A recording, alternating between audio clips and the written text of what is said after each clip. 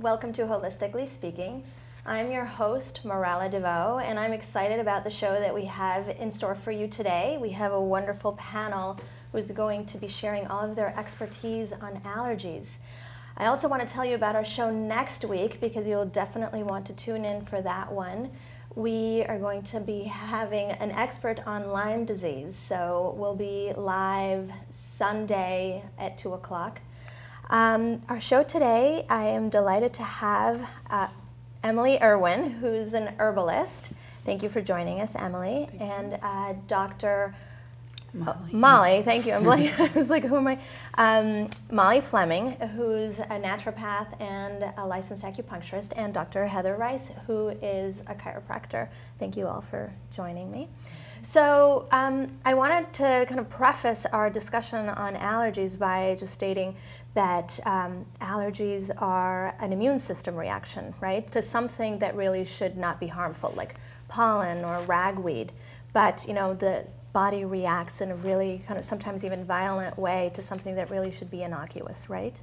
So we'll do this as rounds, and, you know, we'll try to keep it kind of short and concise so that we can hear from everyone.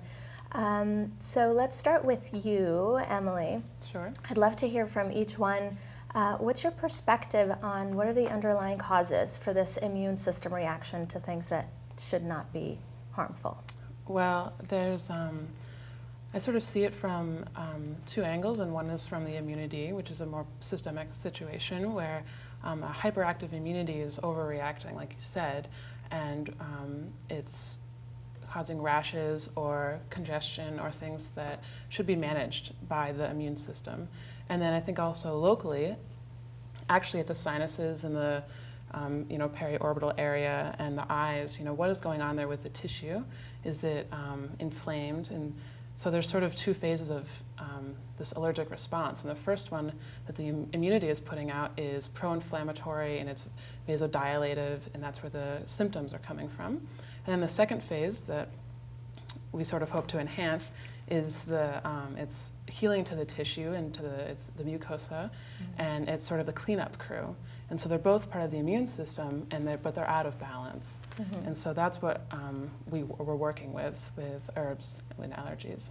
So you're talking about kind of an inflammation, underlying inflammation of tissue that you look to address. Yeah. Great. So Molly, I would love to hear your perspective from the naturopathic. Well, it's an interesting thing because I kind of agree with Emily that sometimes the body overreacts. I mean, inflammation is a normal process, but sometimes it overreacts. And sometimes that's because there's genetic tendencies, that familial patterns of people who have allergies and eczema, sometimes asthma as well. And then sometimes it's just that your body doesn't have enough of the substances that help to modulate that. Okay. So a lot of what you're doing naturopathically is trying to support the body either with herbs or with nutrients that I think of the word like water to put the fire out. So inflammation's a bit of a fire, and you need the things that will help the body to modulate that. And it's fascinating because genetics are one thing, but there's many things we can do to control that. And there's a whole field now called epigenetics. How do we support the body to not express the kind of weakest link in your genes? To not turn on the allergy gene. Right. And so there's positive and negative things. So positive things are all these nutrients and herbs and so forth. And the negative things are the environmental things that are using up these nutrients and so forth, toxins and so forth, that make it harder for us to sometimes modulate that. So there's many naturopathic tools, which we'll talk about later, to sort of work with that. The Chinese medicine's perspective, I'll just put in a little bit as well. It's very, the Chinese perspective is very symbolic. So the lungs control the whole upper respiratory, the liver controls the eyes, and so all those symptoms that we're getting with allergies are really in those parts of the body. Related to lungs and liver. So most of the Chinese medicine thing, you're doing things to support and help those areas to do their job. Right. And so what you're saying is the environmental aspects of how overwhelmed we might be kind of could be overwhelming the liver or the lungs and kind of turning on the allergy switch, perhaps. Is that right? Or the fire. They Or see the they fire. think it much more like if you have a lot of fluid. Like there's some people that have all kinds of fluid. That's a dampness. That's kind of Right. lungs and maybe even your digestion. right? But if you have a lot of really itchy eyes and more skin stuff, that's more liver in Chinese medicine. Gotcha. So it's Great. interesting. And Heather, tell us about chiropractic and allergies. Well, I know that some folks that are out there are thinking, chiropractor, back pain, neck pain, what is that person doing talking about allergies? And so I like to mention just the things that a lot of people don't know about chiropractic, which includes that it's based on the nervous system. So when we think of the nervous system, we're thinking of the brain and the spinal cord. The brain's in charge of running everything in the body. And if it can do it well, then it allows us to be self-healing and self-regulating. So self-regulating means all the organs are being controlled appropriately and we are responding and adapting to our environment. Right. So if there's anything that gets in the way of the brain communicating with the cells in the body, then we can start to see dysfunction happening. So when we think about the cause of allergy, as you said, it's an overreaction. So it tells us that the nervous system may not be, the body may not be accurately perceiving what it's encountering, and then it's now creating an overactive response. Right. So one of the things that I always find fascinating is when we look at a map of the nervous system, we actually can see what parts of the where the nerves come out of the spine and what parts of the body they go to. We have a slide for that, We right? have a That slide you for brought. that, yeah. And so if we look at that slide that you can see there, what I did is I highlighted how if there's nerve interference at certain levels, so we see in the cervical spine, that's the one that begins with C, and you read across, you can see what parts of the body those nerves are in charge of controlling. So the neck and the shoulders, but also the organs. And then we can see in the column furthest to the right how when those organs are being interfered with, what symptoms might start to show up as that dysfunction continues. And I've highlighted in pink the allergies, and you can see that just in the top half of the spine, the very top part of the vertebrae and C1 and C2 can be involved. That's the nerve supply to the sinuses, the head. It affects immune system function in that way, the eyes, the throat, the lymphatic system. And then in the lower part, it also is in charge of the liver. And so, of course, as Molly was mentioning, the liver can be affected. So the liver's in charge of detoxing our body. And if the liver's overloaded, then it can't even do its job properly. Right. And then we see that happening. Of course, the lungs would as be well. part of it as well. And then on the next slide, you'll see the bottom half of the nervous system, the lower thoracic spine and the lumbar spine. Can we bring up that second slide? It Should be coming up, okay. There we All right, go. there it is. And so we see in the lower part, the spleen is in charge of the immune system as well, and allergies can happen when that organ is not getting the proper nerve supply. The same thing with the adrenal glands, because that is the big component of stress. Right. When we're stressed, the adrenal glands get overloaded. Right. And then, of course, we know that allergies oftentimes are related with stressors as well. And then, of course, you get to the gut and the large intestine. Yeah. And I think we're going to come back to that later, too, that food allergies are another component to look at. Right. So what's interesting, what popped up for me as we were talking about this before was that something like, maybe somebody being in a car crash and getting whiplash, having some sort of nerve interference to their neck, then, they might start suffering from allergies, being more sensitive, right? And that's kind Yes. of but it's fascinating to see how the three of you, even though wearing different lenses, you really are saying kind of the same things, the body not responding appropriately, nerve interference, excessive inflammation, out of control inflammation, your body's overwhelmed from the environment. So what I love about having the three of you and having this conversation is that oftentimes people who have allergies, they know two forms of treatment: avoidance of the allergen and taking an antihistamine. But you treat this completely differently. So I'd love to hear what you each do to help people improve their allergies. So let's start with Heather, and then we'll move on. So looking at the nervous system, the first thing I want to look at is there any place where the body is not getting clear nerve supply? And then if we adjust the spine and we get a clear nerve supply, then that organ starts to work better. And as it works better, it will work more accurately. Right. And so oftentimes intensity starts to drop down with any kind of allergic response. Gotcha. I also like to work with folks if they can identify, like if they had a car accident, I actually work with the emotional component as well. Think of the car accident, and when they think of it, I see all the patterns show up again in their nervous system just thinking about it. So there's a pattern that's running, so we want to clear that from the system as well. So it's like the stress response associated with the car accident or whatever else is also contributing. And then also, I will have them think of the allergen. If they actually know something that they have an allergy to, I have them think of it, and I see a stress response in their system. And then if I can help to clear that stress response and then have them think of the allergy again, and it doesn't respond that way, chances are when they encounter it, they won't necessarily go into that same response. Right. Then we can also bring the allergens into their field so that their body's actually touching it, and then we see is there a response, and we can Right. clear the nervous system with that as well. Wonderful. Great. So Emily, how about your perspective? What do you do? Sure. I was just thinking about some herbs, my sort of favorite acute herbs, and then the sort of subclinical tonic herbs.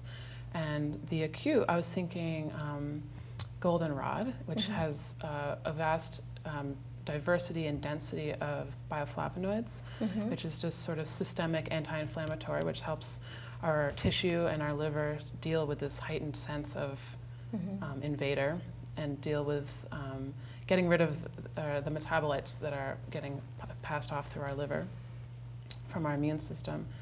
And that's a very local plant, and it actually blooms season round. And it's best to get it in the bud stage before it blooms. And you can just go collect it as you need it almost, and then make your tea from that. And it's great because you can inhale the volatile oils right into your sinus passages, and so it's sort of great action right there. So is this an herb that somebody would take as they're having an allergic reaction? You can drink about a quart of it a day, and so you can drink it tonically throughout the season, but you don't need to preload the system. Okay. But something like reishi, a reishi mushroom, which also grows locally, it's helpful to start taking reishi before the season starts. It has a bit more of a long-term effect, and one of its action there is that it's an immune modulant, so it's that balancing act between the pro-inflammatory and then the cleanup aspect. Right. It's also an adaptogen, which is great for the adrenal function in this whole thing with the stress that we're talking about. Right. Some of the side effects of allergies are lethargy and brain fog and secondary infections. Right. And so reishi has a little bit of antimicrobial action plus this adaptogen situation, and so it's really tonic for the whole body. Wonderful. And maybe one other that's a topical application is Eye Bright, which you can make a tea. Eye Bright? It's called Eye Bright. Yeah, it's Euphrasia officinale, and you can make a poultice with a washcloth and just rest it right on your face. And it's anti-inflammatory, antibacterial. It's got tannins, and so it shores up the tissue as well. And Nice. so those are sort of my go-to acute. But then you have your tonic herbs for the liver, and it sort of goes into the food category also. Right. But licorice is one of my favorites because it's adrenal sparing, and turmeric is another. Turmeric. It's a hepatoprotective to help us get through these phases of high intense stress for the liver. And you also want to look at the energetics of the liver too. Is the person already dealing with sort of a dry and hot liver? And you can pick an herb that will cool it and help it generally. Right. Great. Yeah. So Molly, the naturopathic or Chinese medicine perspective. Well, naturopathically, you can also get Euphrasia, which you mentioned, as a homeopathic. And in the resource section, we do talk about a couple of books. There's many homeopathic books that talk about self-care. And those are always worth trying. There's even some what we call combination remedies, like for sinus or allergies, that often work for people, and particularly children are really responsive to homeopathy. And sometimes you can figure out what a child's constitutional type is, and that remedy can always kind of help them when they're under that kind of stress. So homeopathy is a great tool. There's many other tools to support the adrenals. I mean, and I think that's really worth looking, because I have some patients that have none of these symptoms that we're talking about, but they're just wiped out, and or they have sleep problems during this time, which is another sign that the adrenal is stressed. Often the adrenal, when it gets really stressed, will kind of flip, and people have too much energy at night and not enough during the day. Like it's a sign that the adrenal is kind of weak. So besides licorice, you need nutrients like zinc, vitamin C, B vitamins, especially pantothenic acid, and that all helps your own body make your hormones. Like the adrenals, one of the things it's doing is giving your body cortisol, which is the natural cortisone for your body. So it's, excuse me, it's an anti-inflammatory that really, if you don't have it, you feel it. So in really, people that are really suffering, sometimes we actually support them with cortisol or adrenal extract or things like that.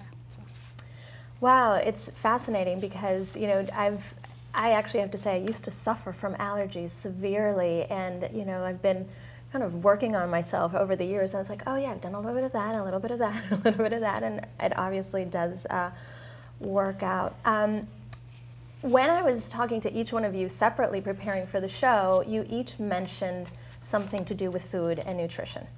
And I obviously definitely believe in this. So can we talk a little bit about the impact that food has in maybe contributing to allergies? So I think we need to start with you. Okay. Well, allergies are a bit of a threshold. We've all sort of talked about that. Like your body has capacity for self-regulation and for sort of containing this, but then sometimes it can't do that. And some of that, again, is this family stress that you kind of almost inherited these tendencies. But many people also have sensitivities to food, and it's hard to control your environment, but you can control what you eat. And so for some people, if they're able to figure out what their food allergies are, then it just kind of brings the whole threshold of reaction down. So I think in the resources that we do talk about how you can get a food allergy test and kind of figure it out. Because sometimes it's hard. You know, you can do an elimination diet and add things back in, but it can be hard to read that. So I think that's an aspect. And I think bioflavonoids are not just found in herbs, but many, many foods, and eating lots of fresh foods, lots of veggies that have those bioflavonoids. Can you just mention a couple? Like fruits with all those wonderful skins and things like that. And the thing that one needs to understand about that is that basically kind of stabilizes those cells that release the histamine. So if you have these nutrients, in fact, sometimes having too much calcium actually destabilizes that, and you need magnesium in the cells. So people put a lot more emphasis on calcium in this society than they do on magnesium. But and zinc is a very common nutritional deficiency. So pumpkin seeds, nuts and seeds, whole grains, but you have to really keep that up, especially if you're somebody who's prone to inflammation. Right. And let's see, anything else? No, I think somebody else can go. And if something pops up, I'm sure you can chime right in again. Heather, what do you see for nutrition and food as a... One of the things that I do as I test the vertebrae is I also see whether that part of the body needs more tissue support in the way of food or in the way of specific supplements. And so the supplements may be either herbally based to push function in a certain direction, or they may be building blocks so that if we're going to push function in a certain direction, the body has the capacity to build the tissue in order for the tissue to perform. Right. So I like to do that sort of testing. The one other point I'd like to bring into this also is that we do see that damaging the gut early on also is one of the things that seems to promote allergies later on. Yeah. And one of the ways that the gut can be damaged early on is through vaccinations. There's a lot of correlations to the children that are vaccinated and ones that aren't, that there's a much higher incidence of allergies and asthma in those children. So healing the gut is going to be an important part of being able to really take hold of the function and tone down the over-responsive allergies. Right. And so that would happen with protocols. The GAPS diet is a great protocol for that. And then just working with practitioners that can guide you in that process. Yeah. Interestingly, because I wasn't, when I was in the whole process of healing myself, I wasn't necessarily looking to heal my allergies, but I definitely started eating a lot more raw food, lots of seeds, lots of raw vegetables and raw fruit, and I was very conscious about rebuilding my digestive tract, and I think that had an enormous role in not having allergies anymore. Mm-hmm. So Emily, how about, do you have an additional perspective on food and nutrition? I think that, you know, like Molly was saying, we can control our food in a really positive way, and it sort of reinforces this concept that we've become out of touch, that we're in charge of our own health, and that it is a long process. You know, every meal for every day, weeks pass, you know, and like you can see changes, but this isn't like a one bullet situation where things will just change. And so you can modify your diet in really nice ways. And I was thinking about the energetics of the body. You know, meat tends to be drier and hotter.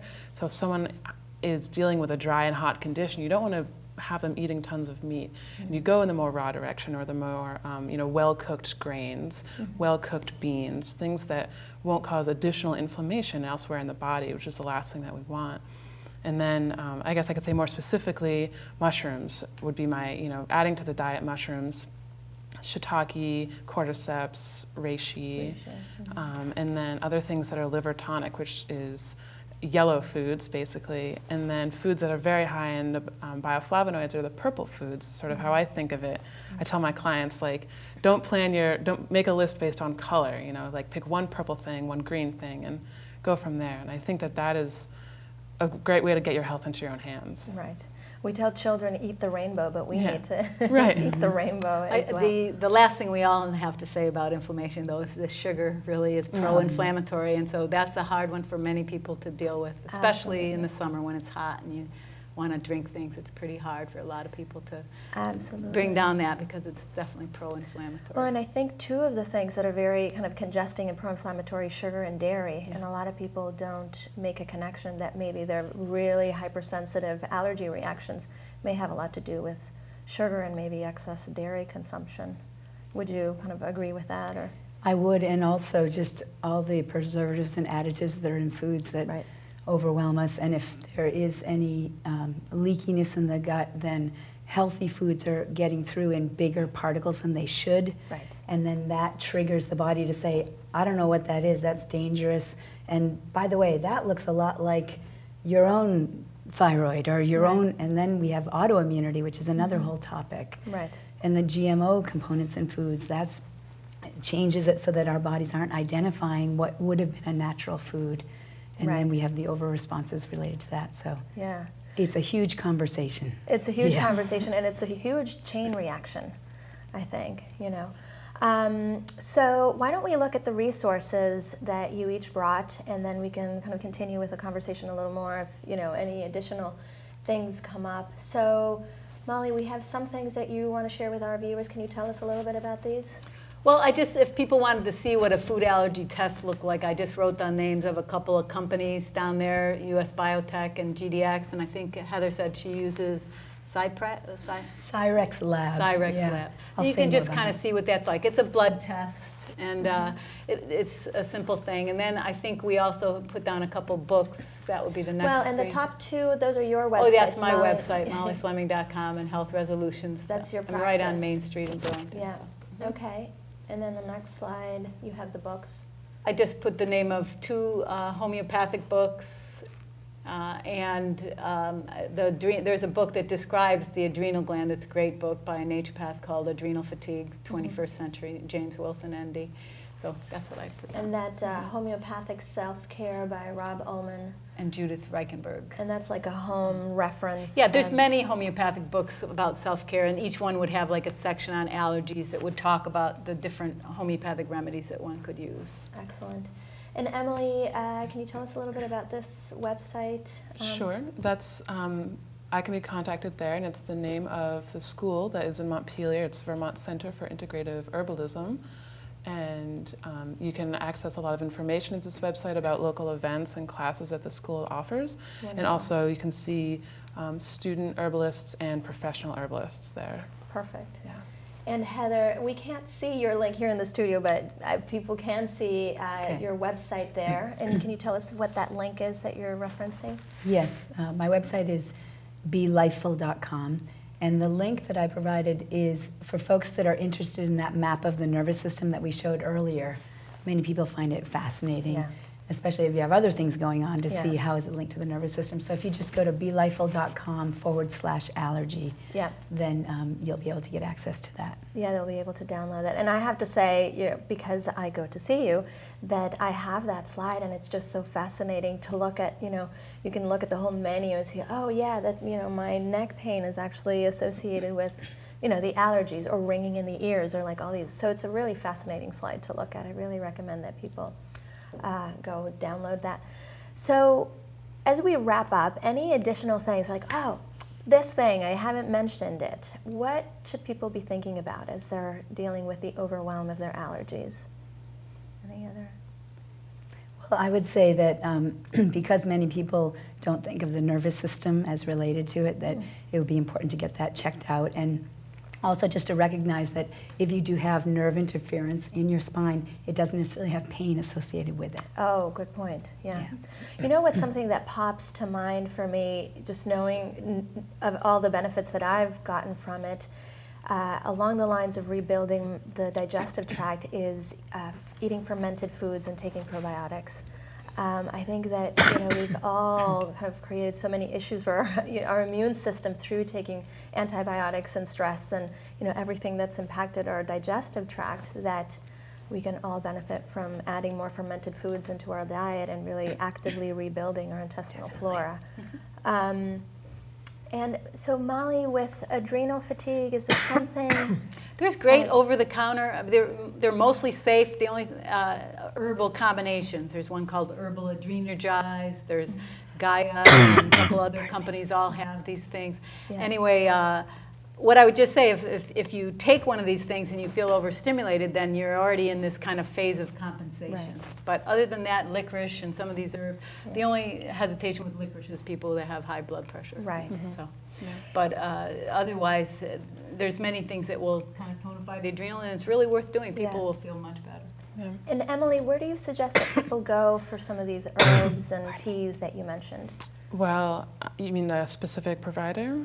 Yeah, provider or store or location. Yeah, well, in Montpelier, there's Gryan Herbs, which is right downtown, and she has an apothecary there, and she also makes formulas. Locally, Purple Shutter. Purple Shutter Herbs, yeah. In Winooski. She has great stock, and she'll order things for you, and she'll make things for you, which is wonderful. Wonderful. Yeah.